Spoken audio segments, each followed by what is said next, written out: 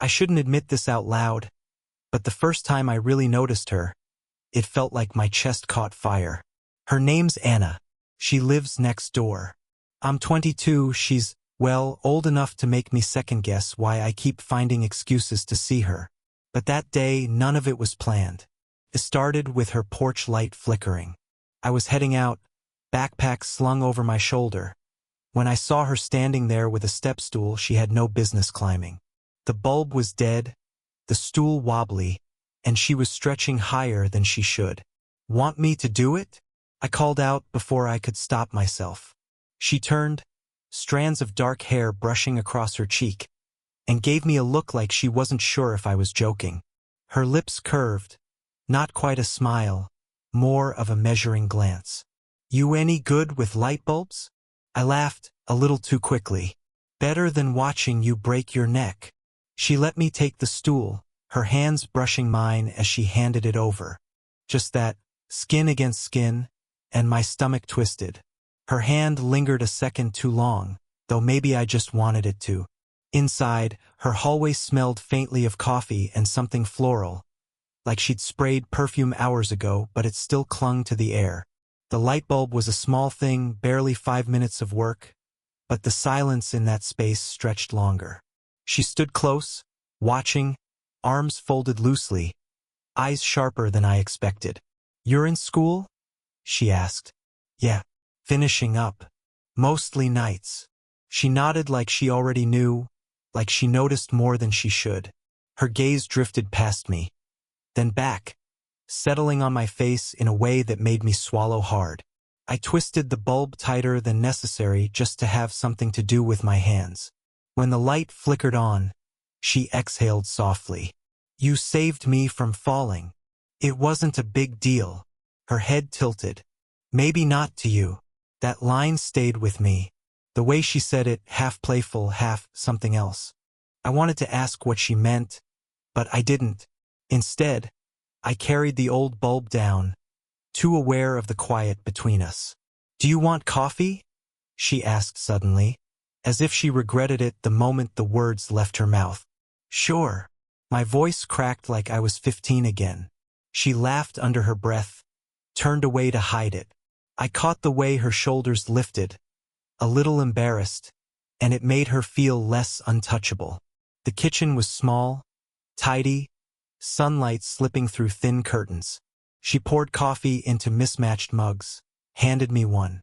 Our fingers touched again, deliberate or not, I couldn't tell. "So," she said after a pause, "how long have you lived next door?" 2 years. Her brow lifted. 2 years. And only now you're inside my kitchen. I couldn't help smiling. Guess I was waiting for the right excuse. Her lips parted, just slightly, like I'd said something heavier than I meant. She looked down, stirring sugar into her cup though she hadn't added any. The silence after stretched thin.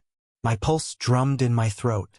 I thought of stepping back, making a joke, leaving.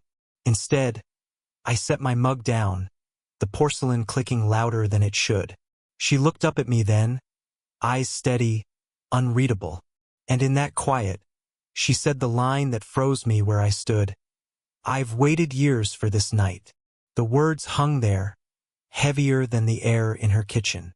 My first instinct was that she didn't mean them the way they sounded. But she didn't take them back. She just stood, mug in hand, eyes fixed on mine. "Years," I managed, half laughing, trying to lighten it. "You mean, to finally get your porch light fixed?" Her mouth curved, but not in amusement. More like a secret she didn't want to admit had just slipped out. She shook her head softly, almost to herself. I wanted to press. I wanted to ask what she meant. But the kitchen clock ticked too loudly, and my pulse felt like it was in my ears. Anna set her coffee down, fingers drumming against the counter. I shouldn't have said that. Her tone was clipped, but the way her hand trembled slightly gave her away. I leaned against the edge of the counter, pretending to be casual. "It's okay. We all say things without thinking." She looked at me then, really looked, and it was like she could see right through me.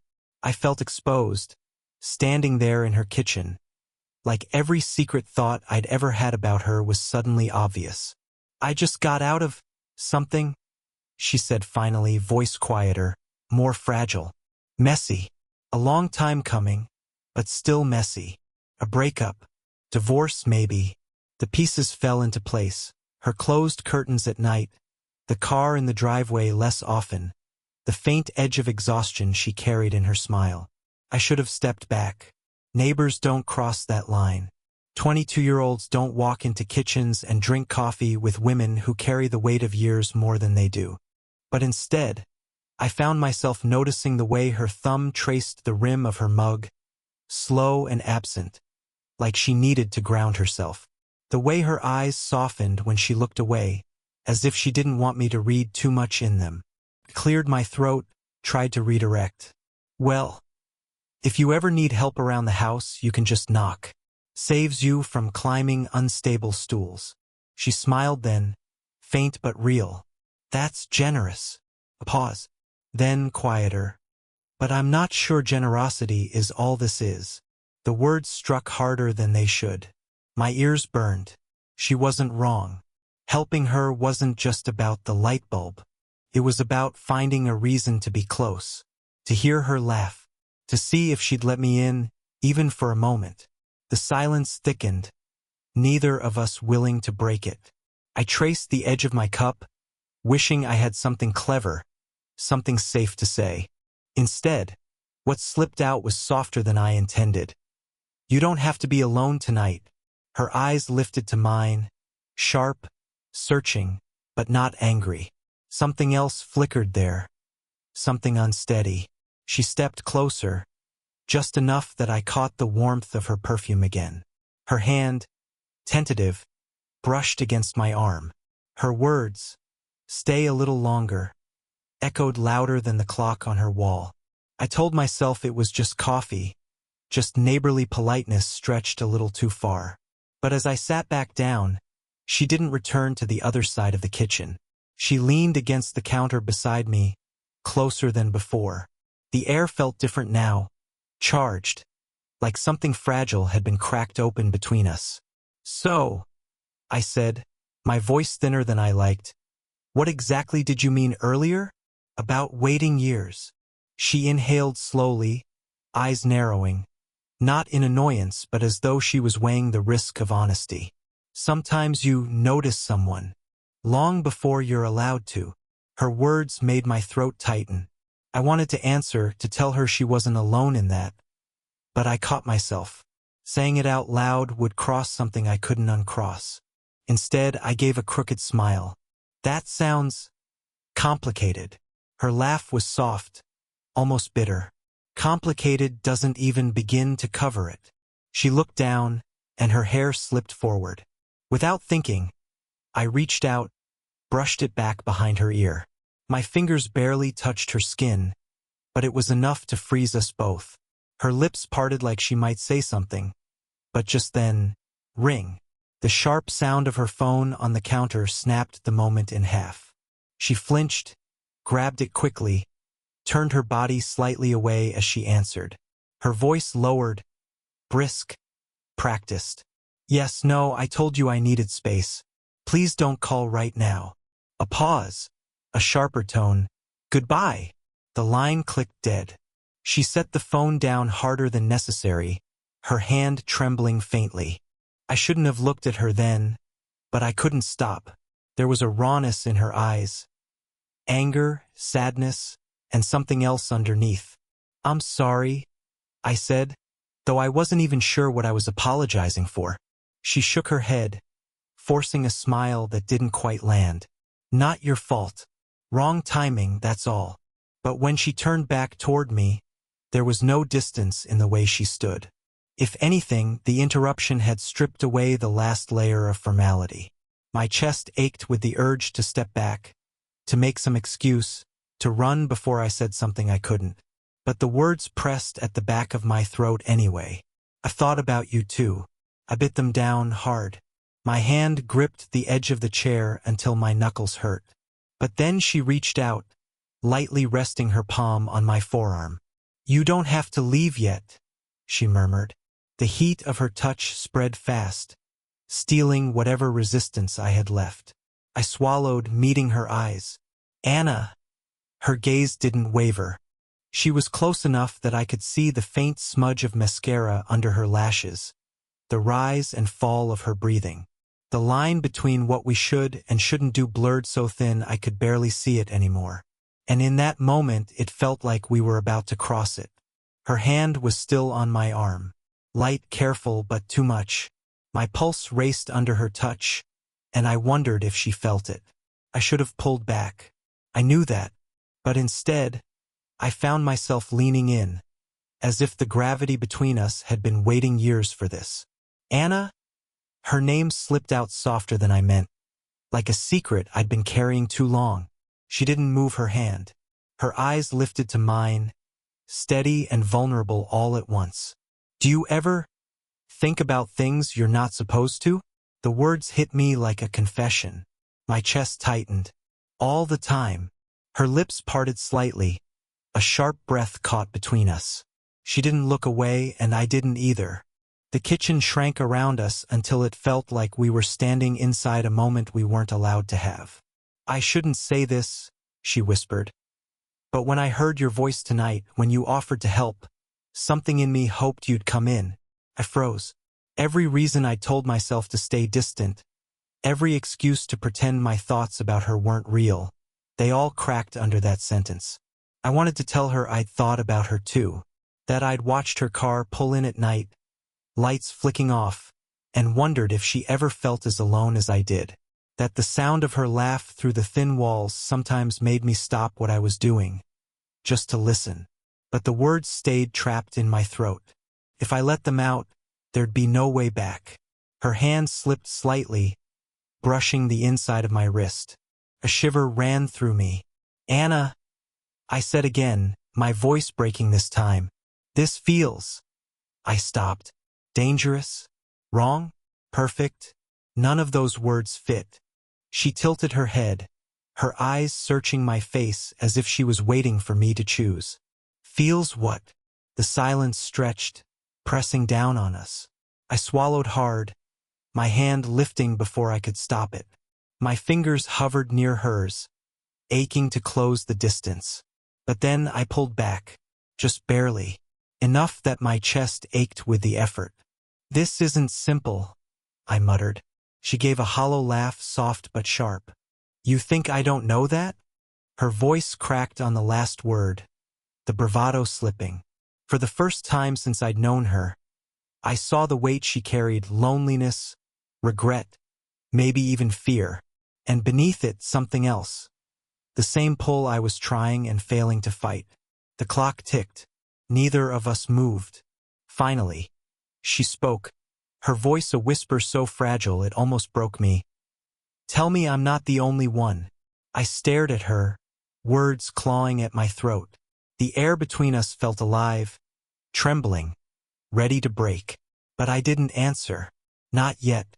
The silence that followed was louder than anything either of us could have said. The silence between us was unbearable, and maybe that's why she finally turned away. Her hand slipped from my arm, and she moved toward the sink, busying herself with rinsing a cup that was already clean. Her shoulders were tense, her movements sharper than before. I shouldn't be doing this, she muttered. Not with you. Something in the way she said you cut deeper than I expected. What do you mean, not with me? She set the cup down but didn't turn around. Her voice was low, heavy. Because you remind me of something I've been trying to forget. That stopped me cold. Forget. She hesitated, then finally looked back at me. Her eyes weren't guarded anymore. They were wide open, unflinching. When I was your age, I was with someone older, too much older. Everyone said it was wrong, and maybe it was, but I thought it meant forever. Her words tumbled out like they'd been bottled up for years. When it ended, I swore I would never put someone else through that imbalance, never let myself feel this pull again. And then, her voice cracked, and she caught herself, shaking her head. Then you moved in next door. The floor tilted under me. I hadn't expected this. Not a ghost from her past shaping what was happening right now. I rubbed the back of my neck, searching for something steady to hold on to. So, all this time you've been avoiding me, it wasn't because you didn't notice? Her laugh was soft and bitter. Avoiding you was the only way I knew how to keep my promise to myself. For a moment, I didn't know whether to be relieved or crushed. Relieved because it meant I wasn't imagining the current between us. Crushed because she'd been fighting it harder than I ever realized. I stepped closer, unable to stop myself. Anna, I'm not him. Whoever he was, whatever he did, I'm not him. She closed her eyes at that, breathing in sharply. You sound so sure. That's what scares me. Before I could answer, a knock rattled the front door. We both froze. She wiped her hands on a towel, nerves flashing across her face. I caught the faint panic in her eyes before she tried to mask it. Are you expecting someone? I asked. She shook her head. No. But if it's... She stopped herself, pressing her lips tight. The knock came again, firmer this time. I wanted to ask who she thought it was. I wanted to know why her hand trembled as she reached for the doorknob. But instead, I stood there, heart pounding, watching the air change between us again. Whoever was on the other side of that door, I knew one thing for sure. When it opened, nothing would be the same. The knock lingered in the air even after it stopped. She froze at the door, hand hovering over the knob, then stepped back like it had burned her. Whoever was out there walked away, or maybe they were never meant to come in. The silence that followed was louder than the knocking itself. She turned back to me. Her face was pale, eyes sharp with something between fear and longing. You should go, she said, her voice trembling but firm. My stomach dropped.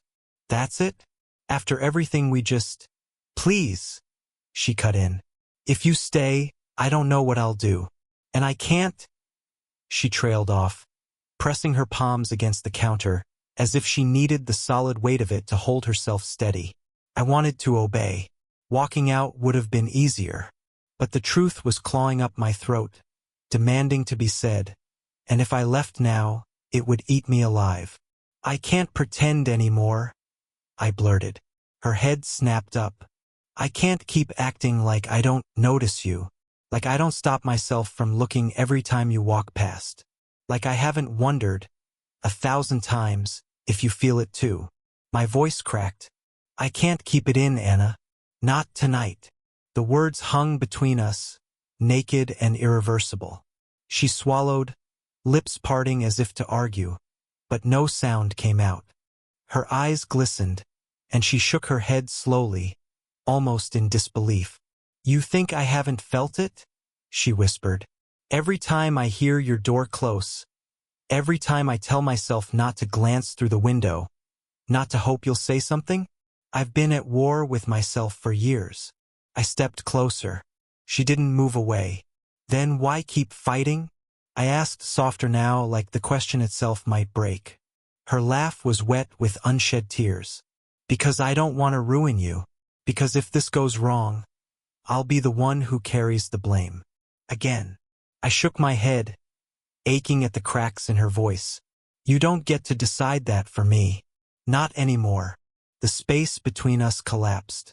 My hand found hers, tentative at first, then firmer when she didn't pull away. Her fingers curled back, a shaky grip, like she was testing if this was real. For a long, fragile moment, we just stood there, hands clasped, hearts racing, nothing left to hide. Finally, she breathed out, a whisper against the quiet. If we do this, there's no going back. I squeezed her hand. I don't want to go back. The clock ticked. The world outside her door moved on. But in that kitchen, the war was over. She looked at me, searching, as if waiting for me to falter. I didn't. And in that silence, in that stare, something shifted. Not perfect, not safe, but ours. For a long time, neither of us moved. Her hand in mine was small but strong, trembling against my skin, and it felt like we were standing on the edge of something neither of us could name. She finally broke the silence. I thought I'd spend the rest of my life pretending not to feel this. Pretending you were just the boy next door. I swallowed, my voice low. I'm not a boy anymore. Her lips curved, sad, soft. A smile that carried years of regret and something new layered inside it. No, you're not. The truth settled between us, undeniable now. The fear was still there, but it had lost its grip. What was left was something raw, fragile, but real. She let go of the counter, stepping closer, our hands still linked. When I was younger, I let something like this destroy me. I thought love was supposed to be simple, clean, easy.